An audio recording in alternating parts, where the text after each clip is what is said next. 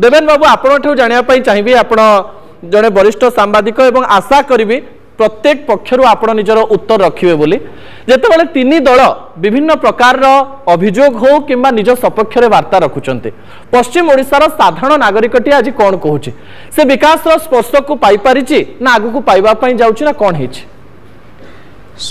पहला समस्त को संबलपुरी दिन जुहार मुझे कही रखा चाहूँगी 24 वर्ष 25 वर्षर कथा कहूँ से विषय में कहबी पश्चिम ओडिशा विकास परिषद गठन पाखापाखि से 24-25 वर्ष 1998 नवेम्बर मसरे बोधे कराइला कांग्रेस सरकार आरंभ होता किंतु गत 24 वर्ष भितर स्थिति बदली जाइए कैलेंडर पृष्ठा उल्टी जाइए समय बदली मास वर्ष तारीख सबू बदली जाइए जदि किसी बदली ना 24 वर्ष ताले से होची पश्चिम ओडिशा लोकंकर स्थितिर चित्र आ सरकार को चरित्र से कांग्रेस हो पारे बीजेडी हो पारे बीजेपी हो पारे किंतु अवहेलित आज भी पश्चिम ओडिशा अवहेलित अछि विकास अभियोग आसे काहे की अवहेलित मो